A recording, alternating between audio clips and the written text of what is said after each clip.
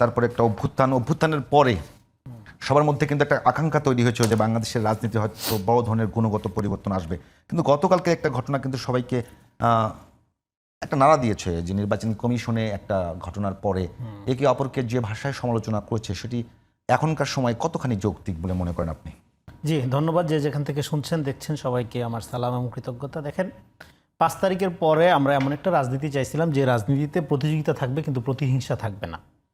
কিন্তু সেই প্রতিহিংসাটা যদি আপনি পরিহার করতে না পারেন তাহলে আপনি যে দলই করেন, যে নামই করেন, আপনি আসলে আওয়ামী পলিটিক্স করছেন। কারণ প্রতিহিংসা পরায়ণতা এটা হলো আওয়ামী লীগের বৈশিষ্ট্য।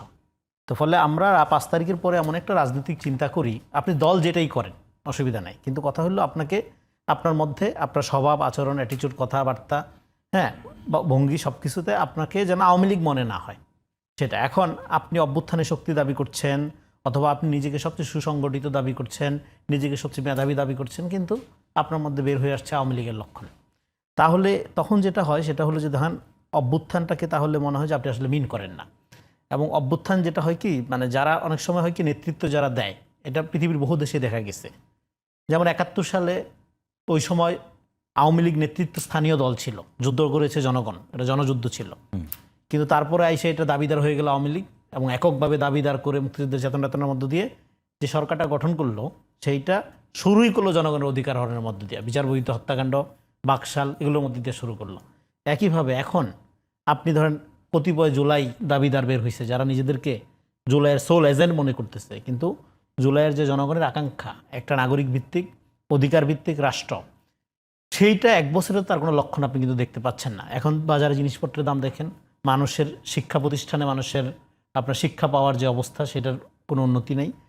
আপনার জনগণের চাকরি, সাধারণ মানুষের চাকরি, ঘুষ দিয়ে চাকরি নেওয়া একটা সমস্যা। সেটাকে অভ্যুত্থান পরবর্তী কোনো দেশে 1 বছরের মধ্যেই উন্নতি করা সম্ভব? উন্নতি না, আপনি উন্নতি না করলে তো লক্ষণগুলো তো দেখাবেন। আমি তো বলতেছি না 1 বছরের মধ্যে এটা সিঙ্গাপুর বানাই ফেলেন, এটা হবে না। অভ্যুত্থানের পরে এটা chaotic কন্ডিশন থাকবে, কিন্তু বাংলাদেশে এটা থাকা উচিত ছিল না। কারণ হলো অভ্যুত্থানে পরাজিত শক্তি একদিকে আর সমগ্র বাংলাদেশ আরেকদিকে, এবং সম্মিলিতভাবে এই সরকারকে গঠন করা হয়েছে। কিন্তু মুশকিলটা হলো কি, এই সরকার সম্মিলিতভাবে গঠন করা হলেও এই সরকারকে কোনো দল তাদের নিজেদের মতাদর্শ কায়েমের হাতিয়ার করে তুলতে চেয়েছিল।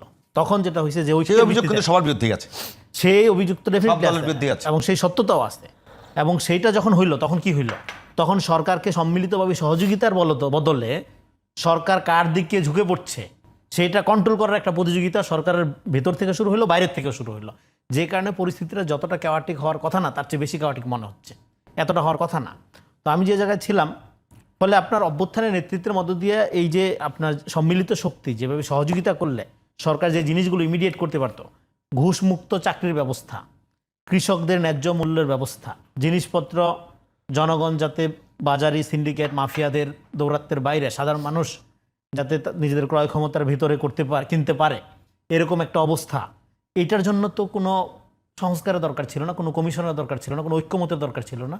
সবাই চায়। আপনি ঘুষমুক্ত চাকরির ব্যবস্থাটা সরকার করতে পারতো হয়তো, কিন্তু যেখানে আমলাতন্ত্রে এবং সরকারের বিভিন্ন পর্যায়ে একেবারে আগের যে সেলসেলা সেটাই জারি আছে, সেটা থাকবে কেন? এবং আগের সেটা থাকবে, আপনি ইউ আর ভেরি রাইট। তাহলে সেটা থাকবে কেন? আপনি যদি অভ্যুত্থানের শক্তি হন, তার মানে কি অভ্যুত্থানের পরে অভ্যুত্থানের যে সরকার, 71 উদাহরণটা দিয়ে কেন শুরু করছিলাম, জনযুদ্ধের আকাঙ্ক্ষার যে সরকার সেটা সেই গণ আকাঙ্ক্ষার বিরুদ্ধে এসে কাজ করলো।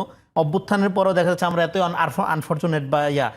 আনফরচুনেট একটা জাতি, দুর্ভাগ্যবশত এখানে দেখা যাচ্ছে যে সেই সরকারটা ক্ষমতা নিয়েই বা দায়িত্ব নিয়েই প্রথমেই তারা যে কাজটা শুরু করলো আওয়ামী কাঠামো অটুট রাখার মধ্য দিয়ে তারা নিজেদের তাহলে পরেরটা শুরু করলো। তাহলে পরেরটা কিভাবে হবে? তো ফলে এখন আপনি যদি বললেন পরেরটা কি, রনি ভাই পরেরটা কিভাবে হবে? আপনি যদি বলেন যদি আগের মতো যে সিন্ডিকেট ব্যবসা, দ্রব্যমূল্য ঊর্ধ্বগতি যাতে না হয় সেটা দমন করার জন্য যে একটা করে, সেক্ষেত্রে পুরোপুরি রাজনৈতিক দলগুলোর সহযোগিতা খুবই জরুরি।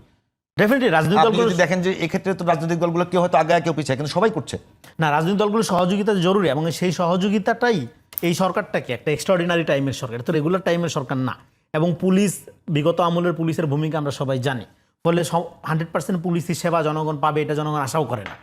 কিন্তু আপনার 5 তারিখ থেকে 8 তারিখ এখানে আওয়ামী লীগ যেভাবে বলছিল যে 5 লাখ 10 লাখ মেরা ফেলছিল, এটা রাজনৈতিক দলগুলো দায়িত্ব নিচ্ছে না, দেশটা প্রোটেক্ট করছে না। এখানে খুনাখুনির পরিবেশ আপনার এখানে হয়েছিল। এখানে একটা জায়গায় সেনাবাহিনীকে একটা জায়গায় ধন্যবাদ দিতে হবে, তারা গণভবন খুলে দিয়ে 32 নম্বর খুলে দিয়ে জনগণের ক্ষোভ ক্রোধ ইট কাঠের উপর দিয়ে তারা বাইপাস করে দিচ্ছে। না হলে এটা মানুষের জীবনের উপর দিয়ে যেত। আমরা মনে করি আওয়ামী লীগ করুক, যে দলই করুক, যত বড় অপরাধী হোক, তাকে বিচারের আওতায় এনে বিচার করতে হবে।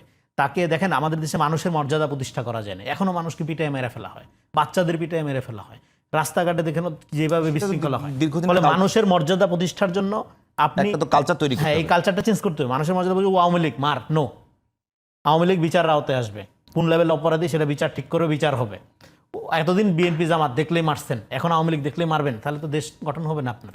আমরা জাতি গঠনের জন্য এই জন্য বলি মানুষের মর্যাদা ফিরে আনতে হবে। এখন মানুষের মর্যাদা ফিরে আনার জন্য যেটা লাগে সেটা হলো একটা উদারতা লাগে, যেটা লাগে সেটা হলো যে আপনার নিজস্ব ব্যক্তি দলীয় ক্ষুদ্রতার ঊর্ধ্বে উঠে দেশকে প্রোটেক্ট করার একটা রাজনৈতিক মিশন লাগে। এটা একটু শুনবো। সেই মিশনটার ক্ষেত্রে এই সরকারকে ফ্যাসিলিটেট করা ছিল সমস্ত রাজনীতিগুলোর দায়িত্ব। এটা একটু শুনি। কিন্তু এইটা আমি শেষ করে দিচ্ছি, এটা দুই দিক থেকে ক্ষতিগ্রস্ত হয়েছে। ফ্রম দ্য ইনসাইড, সরকারের ভেতর থেকে, সরকারের ভেতরে এক ধরনের সরকারের সন্দেহ তৈরি হয়েছে, যারা 5 বছর 10 বছর রাখতে চাই স্লোগান তুলে।